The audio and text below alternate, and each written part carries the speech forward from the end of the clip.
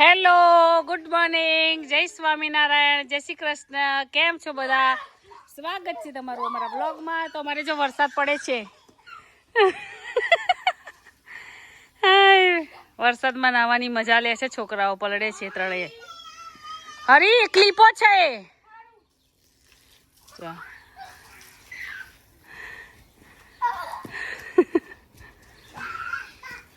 જય અવલીન.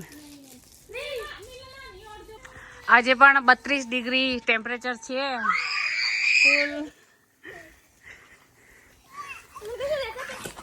જો પડે જો આજે મસ્તી કરે છે. અરે વાગશે ને. અમે પણ ગરમી હતી બહુ, ડેન્ટિસ્ટની અપોઇન્ટમેન્ટ હતી તો ગયા. આજે એક જ ડૉક્ટર હતા કારણ કે હમણાં 1 વીકની હોલિડે ચાલે છે ને, એટલે તો બધા ડૉક્ટરો જવું પડશે ને, ગરમી છે એટલે કદાચ ના આવતા હોય. તો બસમાં જ ગયા અને બસમાં જ આવ્યા.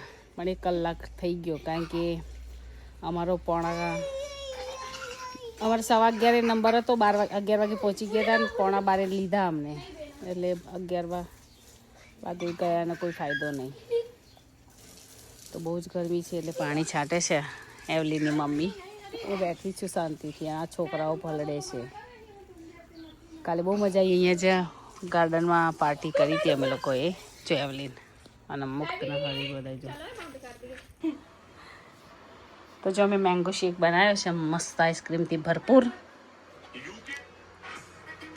આવી જાઓ ચાલો મેંગો શેક પીવા. જો મુક્ત પફ ખાવા બેઠો છે. હું એર ફ્રાયરમાં પફ બનાવું છું એની માટે. ગરમી બહુ છે અને મેં ફેસ ઉપર માસ્ક લગાવ્યું છે. સ્કિન મારી બળે છે ને એટલે તો થોડું લગાવું ને તો ઠંડુ થાય.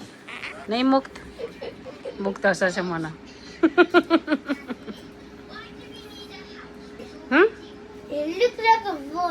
બોલ. ઓકે. તો જો મારા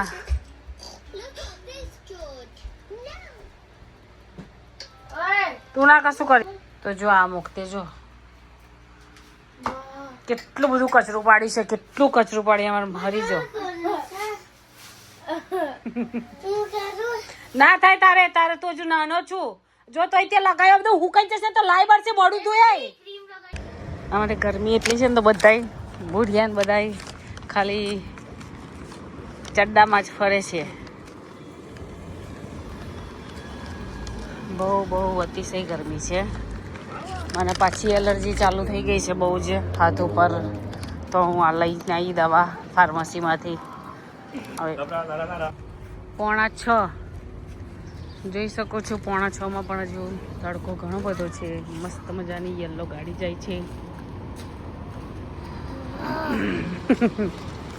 દવા 2 લીધી છે. એક એલર્જીની કીધું આપો, મને નહીં સહન થાય એટલી ઇચિંગ થાય છે. જો મારો હાથ, અને આ હાથ તો કાળો પડવા લાગે છે. એવું છે. સુરત દાદા મહેરબાની કરો હવે થોડીક. તો હાથ પર કાલે જો કે 29થી ઓછું ટેમ્પરેચર છે. 26 જાય છે. અહીંયા જો સુપર માર્કેટ, સુપર સ્ટોર છે. અહીંયા બધું મળે. હું અહીંયાથી લેવા આવું છું બધી વસ્તુ.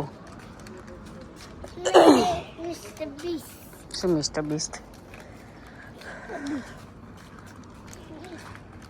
જો અમે ચાલતા જઈએ છીએ.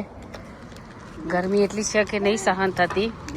ઇન્ડિયાની સહન થઈ જાય એકવાર ગરમી, પણ યુકેની ગરમી ના સહન થાય કારણ કે સીધા કિરણો પડે છે. એના લીધે સ્કિન બળી જાય છે. વેઇટ કરજે, બસ જાય છે. ઇન્ડિયામાં સીધા કિરણો ના પડે એટલે વાંધો ના આવે. પરસ્યો થાય. અહીં તો પરસ્યો નહીં થતો ને સ્કિન બળી જાય છે. મારા મમ્મી આવ્યા હતા તો પણ લાસ્ટ યર એમને એવું થયું હતું. હવે સરપ્રાઈઝ મળશે થોડા દિવસમાં. તમને કહીશું શું સરપ્રાઈઝ છે. આગળ વ્લોગ બનાવતા જઈશું, એમ કહેતા રહીશું. તો ચાલો જવું ઘરે. તો જમવાનું શું બનાવીશું એ પણ હજુ ખબર નથી. નિકુંજ બનાવશે. અત્યારે એ પણ જવાનું છે ફરવા, એટલે હેર કટિંગ કરાવે છે. બાર્બરની શોપ પર બેઠા છે કે અત્યારે ભીડ ના હોય તો થઈ જાય હેર કટિંગ. છોકરાઓ બંનેના તો મેં કાલે કરાવી દીધા. સાઉથ હેરો ગયા હતા તો કાલે નહીં બેટા, ફ્રાઈડે ફ્રાઈડે જવાનું. ફ્રાઈડેથી સ્કૂલ નથી, હજુ તો 1 વીક હોલિડે છે. ટ્યુઝડેથી સ્કૂલ જવાનું ને આપણે. શું આઈ ડોન્ટ લાઈક ટ્યુઝડે. મંડે ફરીને પાછા આવીશું આપણે, ફ્રાઈડે ટુ મંડે.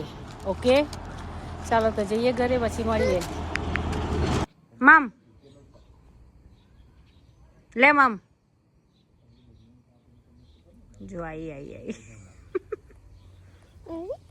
લે મામ, લે લે જોઈ, એકલી રમે છે. 7:30 થઈ ગયા. ચાંદા મામા દેખાય છે. આ જો અમારું બંદર. એ છોટા બંદર, ઉતર નીચે, ઉતર થલે આજા. પડી હો, પડી ગઈ.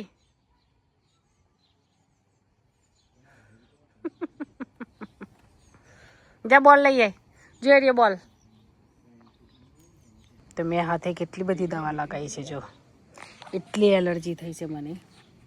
અત્યારે જો કે ઠંડુ થયું, થોડું સ્લાઇડ ઠંડુ લાગે છે. પાણી છાંટ્યું છે ને એને લીધે. અહીંયા હેલો કરી દે, હેલો કરી દે, હેલો કરી દે, હેલો કરી દે ને પપલું. એ હું ને પપલું બે બેઠા છે ગાર્ડનમાં. પવન આવે છે થોડી વાર. મેં કીધું લાઈ જવા દે, બેસું ગાર્ડનમાં. તાપ લાગે છે તો ઘરે તો બહુ જ ગરમ થઈ ગયું છે અમારું. ગાર્ડનમાં પાણી છાંટા ને એ લોકો એટલે ઠંડુ થઈ જાય. જો પાછી ચડી. તો જો આજે પાપડી શેકેલી, છાશ બનાવી છે મસ્ત જાડી, અને ખીચડી વઘારેલી છે. ગરમી બહુ છે ને એટલે ખીચડી અને છાશના પાપડી જ કર્યું છે. આવી જાઓ મિત્રો જમવા. હવે આજે થોડું ખાઈ લઈશું. સવારનું ખાલી શેક પીધો છે, મેંગો શેક. હવે ભૂખ લાગી છે અને વાગી ગયા છે 9:15 થઈ ગયા લાગે છે. 9:15 થયા તો અજવાળું બધું ઘણું બધું છે હજુ. હું તોય કમ્પ્લીટ ટાઈમ જોઉં. ના, હજુ તો 7:30 થયા છે, કારણ કે 9:15 થઈ ગયા. ચાલો જમી લઈએ, પછી મળીએ પાછા. અમારે 9:30 થયા છે. હજુ અજવાળું છે ને એમની ધમાલ હજુ ચાલુ છે. જો હજુ